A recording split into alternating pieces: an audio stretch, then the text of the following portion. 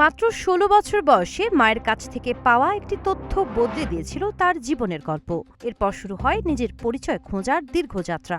৪ বছর পর বাবার সঙ্গে যোগাযোগ, ডিএনএ পরীক্ষা এবং দীর্ঘ অপেক্ষার পর অবশেষে মিলল সেই স্বীকৃতি। ২৬ বছর বয়সে আনুষ্ঠানিকভাবে বেলজিয়ামের রাজ পরিবারের সদস্য হয়েছেন গাড়ির সেলসম্যান ক্লেম ভান দেন কারখোভ।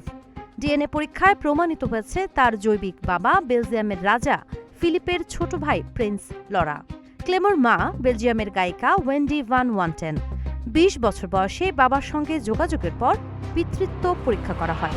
২০২৫ সালের সেপ্টেম্বরে প্রিন্স লরা প্রকাশ্যে তাকে নিজের ছেলে হিসেবে স্বীকার করেন। চলতি বছরের ফেব্রুয়ারিতে সিভিল রেজিস্ট্রিতে সম্পন্ন হয় আনুষ্ঠানিক স্বীকৃতি।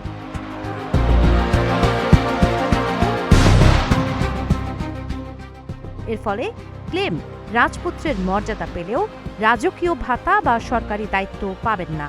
সিংহাসনের উত্তরাধিকার তালিকাতেও তার নাম নেই। বাবার সম্পত্তিতে অন্য সন্তানদের মতো উত্তরাধিকার অধিকার অবশ্য তৈরি হয়েছে। তবে ক্লেমের কাছে রাজকীয় পরিচয়ের চেয়ে বাবার সঙ্গে সম্পর্কই বেশি গুরুত্বপূর্ণ। আপাতত মায়ের দেয়া পদবিও বদলাতে চান না তিনি। সাবা খান, নাগরিক প্রতিদিন।